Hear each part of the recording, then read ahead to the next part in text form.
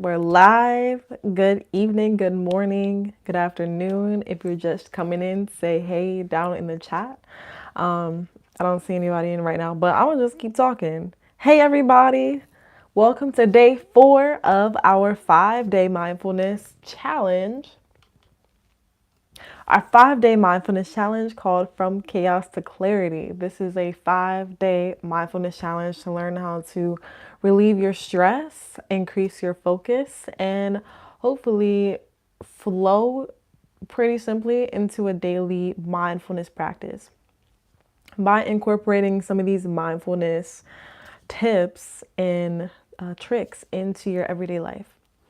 So, day 1, right? Day 1, we talked about how the mind gets anxious, how stress becomes anxiety, and how meditation and mindfulness practices help relieve that anxiety, specifically your focus, where your attention goes, your energy flows. And then Tuesday, day 2, we talked about breath work and the power of noticing the breath or the prana, and how the breath is our vital life force. So the breath can help build off of day 1, which we talked about enhancing the focus. And also, the breath is healing. So just breathing, either speeding up, slowing down your breath, or holding your breath with some pattern in it, being able to guide your breath into those states helps your mind focus more, because the breath is always moving, always flowing. And then on day 3, yesterday, we talked about mindful movement, connecting the mind and body through mindfulness movement, and then also bringing the breath into it. And we talked about the 3 parts of us that make the whole thing: the mind, body, spirit, or you could say mind, body, breath, because we learned that spirit is, or breath is like vital life force. Breath is our energy, our prana, our spirit, and oftentimes breath or prana and spirit are interchangeable. So if you're coming into the live stream right now, hey, how you doing? This is day 4 of our 5-day mindfulness challenge, From Chaos to Clarity. And the reason I did this challenge was because just to invite you all into the space of mindfulness. I have another YouTube channel called Holistic Fit Meditation, which is my meditation business. And I want to try to provide the best way to reach you all of you who want, excuse me, all of you who all want to learn how to meditate and learn which meditations are best for you, and then do it in a safe space and provide that. So I wanted to bring that to this channel. And we're on day 4. So day 4, we're going to talk about journaling, the benefits of it. And I gotta be honest, at first, I wasn't really always into journaling. I didn't really see any significance in journaling, but I see that it is a spiritual practice. Writing something down is a sacred thing. It's like, I can't really explain it. I'm gonna try to explain it the best that I can. Right? You actively writing something down is putting your thoughts onto paper. And then once you write it down, that mental thought comes into the physical reality. And then once it comes into the physical reality, then you can start speaking it into existence so that you can practice that speech or that act of manifesting, or just bringing into fruition what's physically on your paper out into the physical world. The more that we write things down, the more that I find we're able to see it in real life. How many of you all on the chat have journaled before? Or if you are currently journaling, let me know what are the benefits of journaling for you? Put that down in the chat right now. What are the benefits of journaling for you if you have done journaling before? And if not, tell me what you're interested in learning about journaling. Do you know some of the benefits, but you just don't do it? Do you journal currently, but aren't consistent with it? Like, what is your practice? Let me know. Let me know down in the chat. When I first heard about journaling, it was when I started meditating regularly, and I didn't really know the benefits of it, which is probably why I didn't see much of a significance in it. However, there are about 10 benefits that I have that journaling can help with anxiety. Because once we talk about the main things that are going on mentally with our society, anxiety is one of the main causes of a lot of mental deficiencies, I would say. So, journaling has a lot of different benefits. And here are some benefits that journaling gives the mind for releasing anxiety, especially among younger people, younger millennials. The first benefit is self reflection.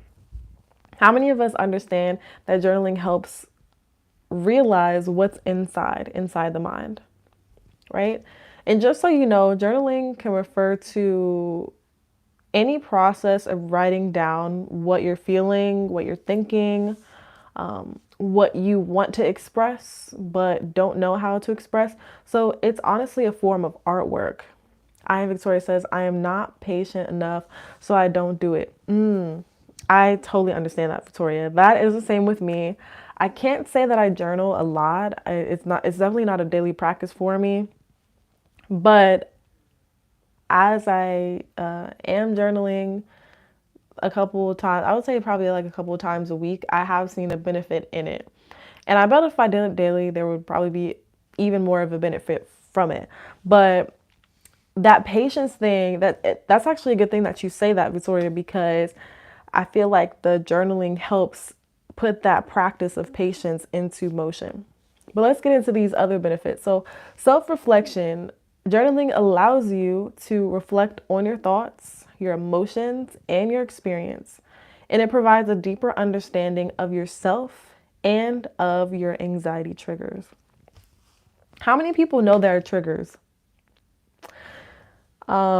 Sometimes we are in certain situations where something triggers us or activates a certain response, and we don't even realize what triggered us, but we know that we're triggered. Like, we know that something, right? Victoria says me, right? So sometimes there are deeper rooted foundations of our anxiety, of our stress. And once a certain situation hits on that trigger, then it activates it. But we're not aware of what the root cause is. We have all of these cover ups or all these distractions to sort of distract the mind away from the root cause of our anxiety. But once we ignore that root cause, we're actually ignoring the thoughts in the subconscious mind that are circulating in our mind. Hey, if you're coming into the chat, say hey. And so that journaling, that self-reflection is really the conscious mind noticing what's happening in the subconscious mind, right? Like, how many people would want to know more about the subconscious mind? The subconscious mind is the deep layer beneath. How many people want to know more about the subconscious? Good evening. Just here to enjoy the good vibe. I used to journal, but stopped a long time ago. I really want to write a short story. That is great that you say that. I was saying earlier just about how journaling is, I feel like, an artistic expression. And once you're able to get what you're feeling, what you're thinking, what you're experiencing down on paper, it makes it a whole lot better, especially with anger. Because sometimes have you ever been angry and you don't know why you're angry?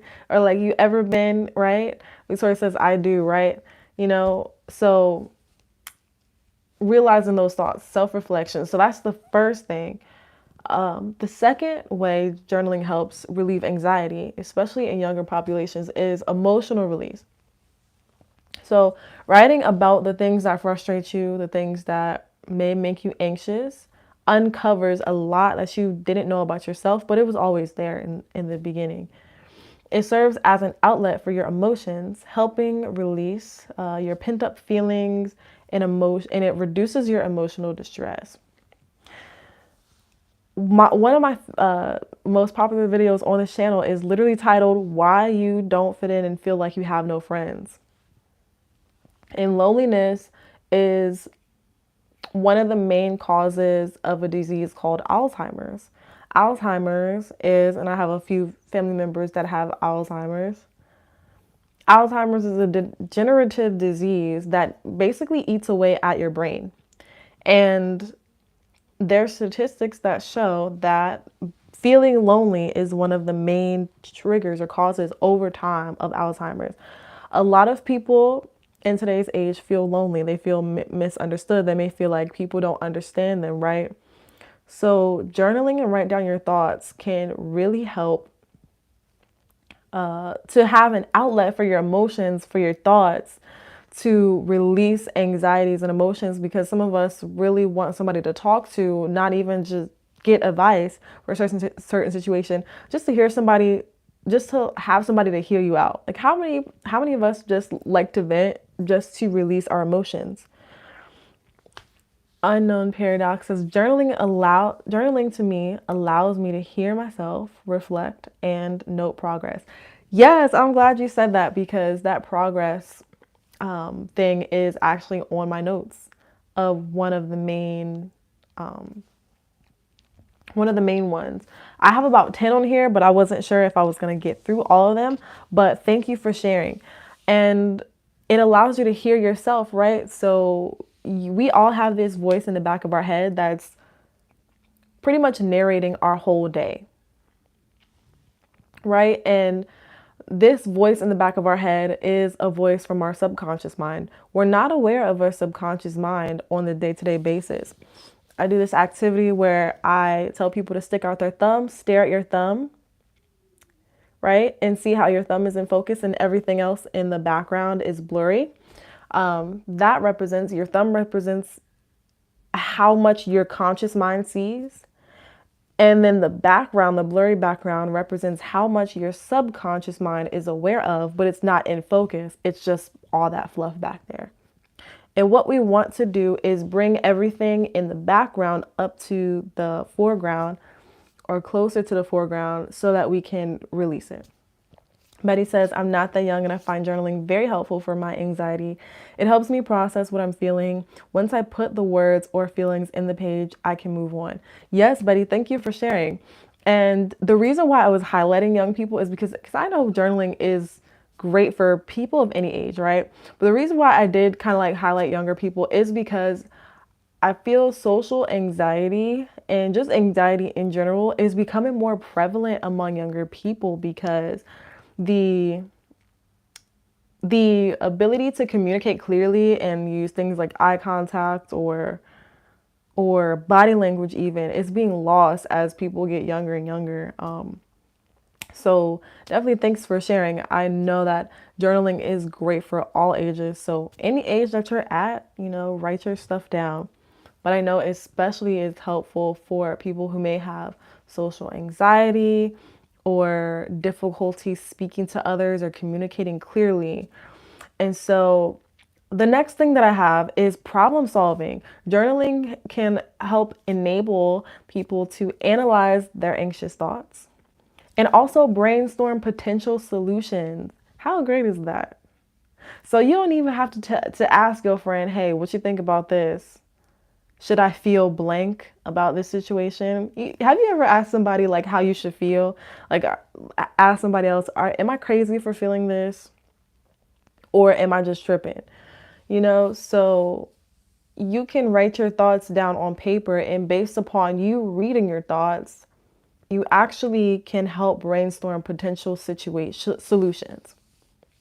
This reminds me of going to therapy. A lot of people don't understand what therapy is doing for you. What a therapist does is they ask you, when therapists are very needed, I appreciate all of the therapists out there because they are doing God's work, okay?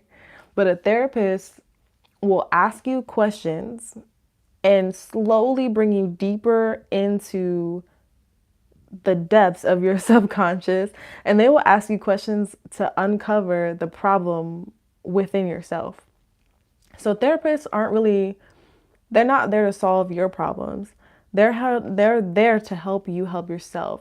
So all the questions that they're asking, they're getting you to dive deeper into your emotions, into your subconscious, so that you can find the answer within, so that you can brainstorm your potential solutions, and they can be like, yeah, that sounds like a good suggestion. But they're not solving your problems. They're helping you help yourself. And so that journaling can help do that, brainstorm those solutions, and then foster a sense of control and empowerment over your thoughts. How many of us want to have more control or feel like we have more control or that we're empowered around our thoughts? And then the last thing I'm going to say before we get into our actual journal prompts, all right, is a perspective shift. I like this one. It allows you to gain distance from yourself, and it provides an opportunity to challenge and reframe your negative thinking patterns. So throughout this perspective shifts, it says it allows you to gain distance from, it actually says allows you to gain distance from your thoughts. What that means is that right now we're viewing our life from the lens of our eyes. We're viewing all the events in our life from up close, right on them. But what we really need to do sometimes is view it from a bird's eye view. Like we need to view it from up in the sky, that we're just watching everything, but not as closely as we're watching it. Because right now we're acting as the main character in our life, right? Robert says, "Oh, we got prompts." Bet yes, Robert, we got some prompts. I'm gonna give y'all a couple things to write down, and I'm gonna be writing them down too if I brought my pencil. But a lot of us are viewing things from main character when we should be seeing things from bird's eye view. Meaning, if we just take a step back, if we just take a pause, we can see that a lot of things, we pump them up to be something bigger than what it actually is on the surface. And the reason why, when you do go to a friend or family member about your problems, they seem so big to you because you're immersed in your own life. You're the main character in your own life. Like to us, we perceive that everything is about ourselves. And why would we have any excuse not to, right? But from somebody from the outside looking in, they'll always be able to see something in you that you don't see in yourself, or they'll always be able to see something within your situation or within your problem because they have a perspective that is outside of you. So we kind of need to distance ourselves from our thoughts. And instead of being the experiencer of our thoughts or the experiencer of anxiety or the experiencer of stress, we can just be the observer of all of those things. Hello, Prom L. What's good? Yeah, so I have some journal prompts for you all. I forgot my pencil, so I won't be writing them down for you. But that being said, with all of these benefits of journaling, we have self-reflection, again, emotional release, perspective shift, and problem solving. What is your best benefit, or what is your favorite benefit? Let me know in the chat below. Tell me, what is your favorite benefit of journaling? Or if you haven't journaled before, what do you think you'll get out of it today? Because I'm going to guide y'all through a couple prompts. And I don't want to hold you too long. I just want to hold you strong. That's something that my pastor used to say. Don't want to hold you too long. I just want to give you a few prompts to guide you a little bit deeper into your thoughts today. But yes, what is your favorite benefits of that? I know the chat is going to have a little bit lag after what I say. One thing that I can say is the practice of, so Prom L says problem solving for me. Yes, definitely. I'm Victoria says getting clarity. Yes, clarity. I like that one. Because a lot of people may not be searching for clarity of mind. And that is something that's, I think pretty mature to say. Because what we may characterize it as, we want to clear our thoughts, or we want to clear our mind, or we want to calm the mind.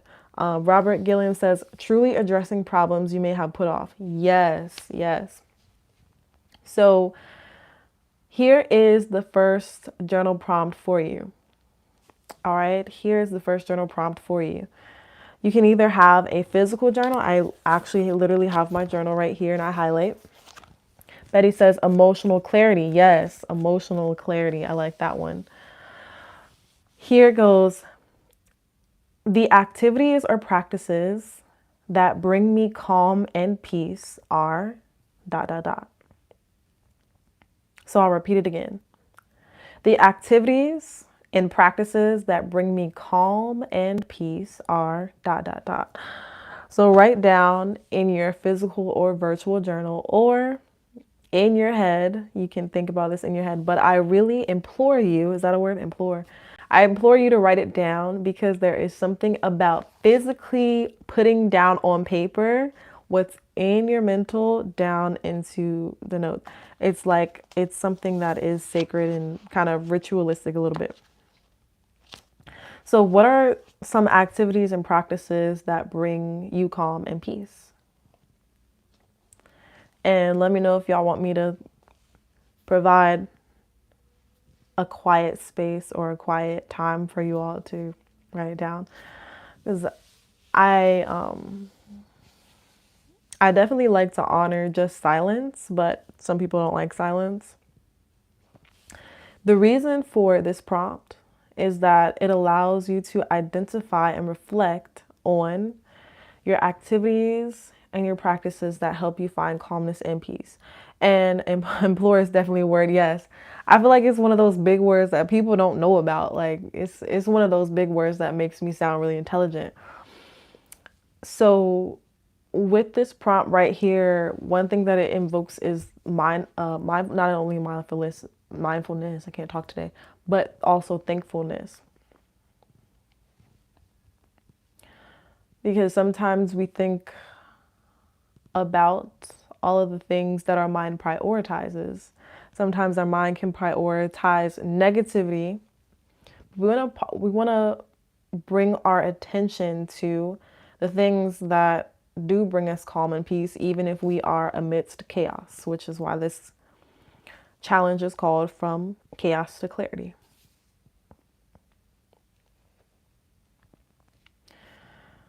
So, if you're still writing on that one, go ahead and keep on writing. But I have another prompt for you all. It is 3 things that I control in this moment are dot dot dot. I'll repeat it again. 3 things that I can control in this moment are dot dot dot. So what are 3 things that you can control in this moment? And write that down. Again, I implore you to write it down.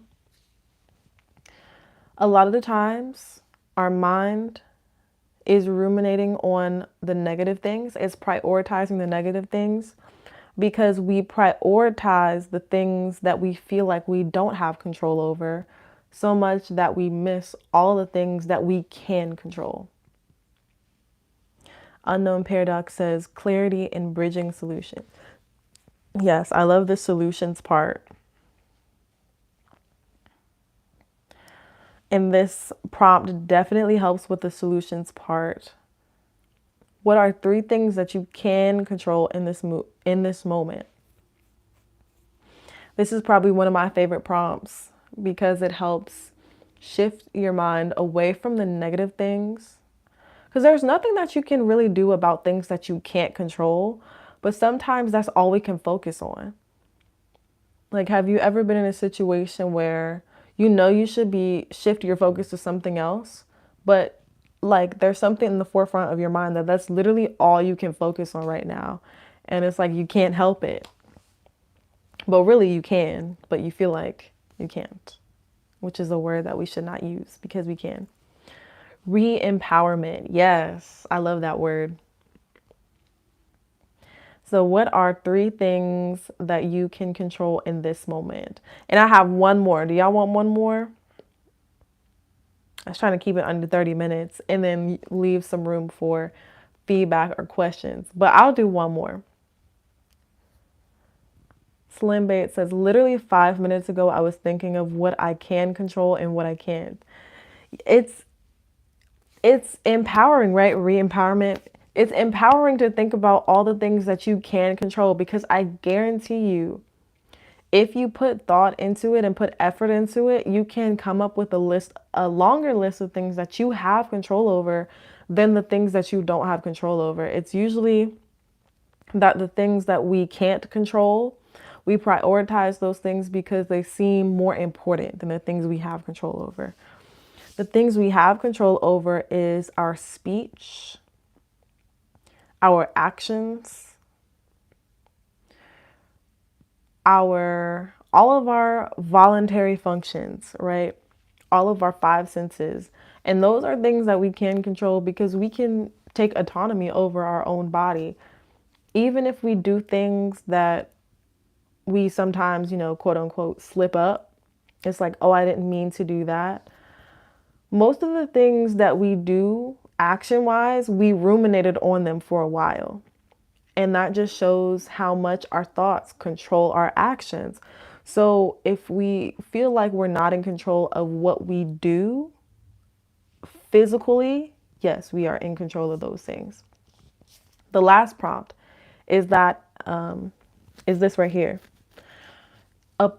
An affirmation that brings me peace and reassurance is ... And I'll repeat it one more time. A mantra, yeah, it says mantra affirmation, but I'll just say affirmation. An affirmation that brings me peace and reassurance is ... So what is an affirmation that brings you peace and reassurance? And I'll just say this quickly. A mantra and an affirmation are different, even though people use them interchangeably. And I learned this in my meditation teacher training. A mantra is a sound or a phrase that the auditory quality of the sound or phrase takes you to a certain state of consciousness. So, for example, a mantra is Om. Om is supposedly the sound of the universe. Or Om is chanted to ground oneself, and it has like 4 syllables. Some traditions say 3 syllables or 4 syllables. However, an affirmation is I am strong, I am smart, I am beautiful. That's not a mantra though, but I just wanted to make that differentiation. Slim Bait says our relationship with God. Yes, totally. Betty Ames says I can do all things through him who strengthens me. Yes, I love that one. Philippians 4:13. I can do all things through him, which gives me strength. Some version says, which gives me strength, which strengthens me. Yep. All right. So I'll go ahead and open it up for questions or comments or anything. And while I open it up, if you are still writing a response, keep writing a response. But I want to know, what is your takeaway or your aha moment, I like to call it. What is your aha moment from the session today? If you've been in the sessions previously, you can maybe wrap it all up, tie it in together. Is this unfolding for you? How do you like the progression of the days, how they, fall into each other? If you're just coming on, feel free to go back and watch the previous challenges, the previous days from all the challenge. Try to keep them under 30 minutes. Robert Gilliam says, you ever do just stream of consciousness journaling, no particular goals, just writing thoughts? I have done that before. I have. And what I found, honestly, is that it takes a long time. Like, it takes a long time to write down your thoughts. And I do it when I honestly don't do it a lot. It's not a coping mechanism that I use, but I probably should use it more. I've probably done it once or twice when I felt like I really, really needed it, and it took a long time. But it is very beneficial, I will say that. Because once you write something down and then you read it back, sometimes you'd be like, what? What was I thinking when I read this back? I am Victoria says, not a question, but wish I knew about these tools before life took over with me with MS.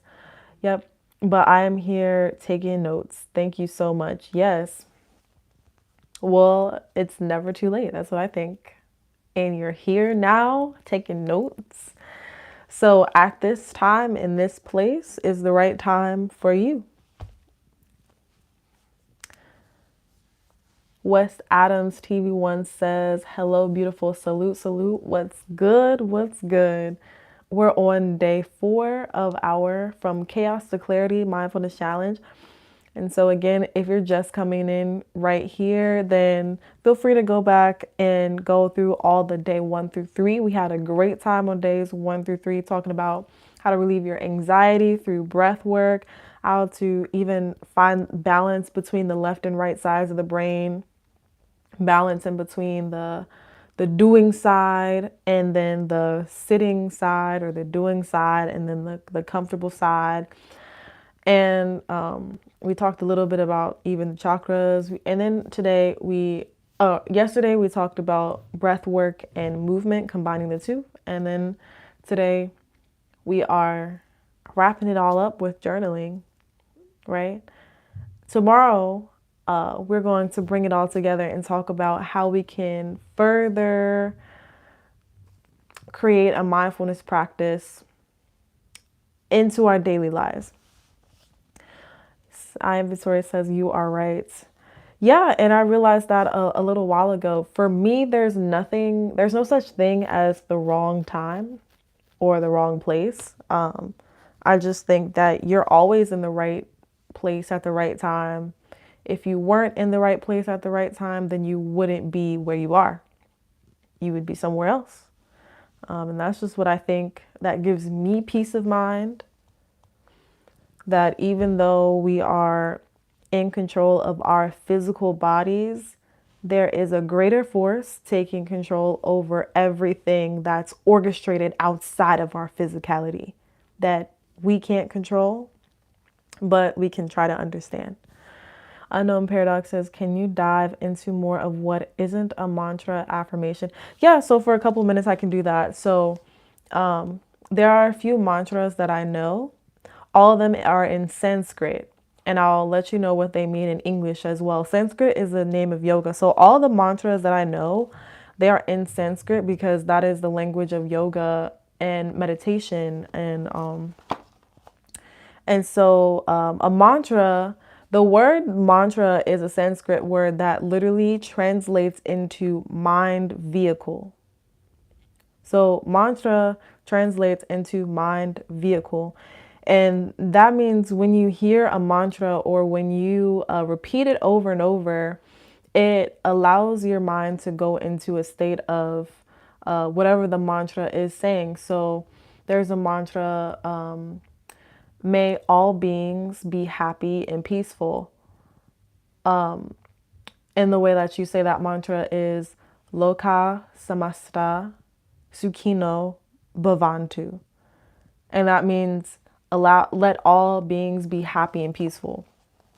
There's also a mantra, Om, which is in some traditions pronounced with 4 syllables and some in others pronounced with 3. Aum. And it is supposed to be the frequency at which the earth or the universe vibrates, not just earth, the universe vibrates. An affirmation is like a phrase that doesn't really have any sound quality to it. So a mantra is sort of like music, but in the form of just the word. It doesn't have to be repeated at a certain pitch. It's the quality of how you say the mantra that creates it as a mantra. And then there's a lot that goes into like tradition, like yogic tradition. Like you wouldn't say like, oh, I am smart, I am whatever. That is an affirmation. And an affirmation does bring you into that state of mind of whatever you are proclaiming that you are. But a mantra is not always proclaiming I am blank. It could be a mantra could be wishing other people be happy and healthy and successful. A mantra could be anything else. But an affirmation is usually for you to call on God, like call on divine wisdom to say like, help me be this, like I am, because God says I am that I am, right? So you're calling on God to say like, hey, help me embody this, help me believe that I am this by repeating I am. So you don't, in my opinion, you don't have to believe the affirmation when you're saying it, because repeating it over and over and over again is you believing it. The more you repeat it, the more you believe it. So, boom. Maybe I'll do like a whole course on affirmations, mantras. Maybe I could like put a little mini course together for you all. I'm thinking about definitely creating a mini course on something along the lines of mindfulness for your spiritual growth, mindfulness and affirmations, breath work, and all of that. So definitely look out for that. But I will have a big announcement tomorrow. So stay tuned tomorrow, the same time at 9 p.m. Eastern Standard Time to 9:30 for day 5 of this 5-day challenge from chaos to clarity. And I will see y'all on tomorrow. Don't forget, set a reminder if you don't get text reminders. Excuse me, and invite a friend for day 5. Maybe you want an accountability partner to hold you accountable. Good night. All right, good night, everybody. See you all tomorrow. Have a great rest of your morning, evening, midday. See ya.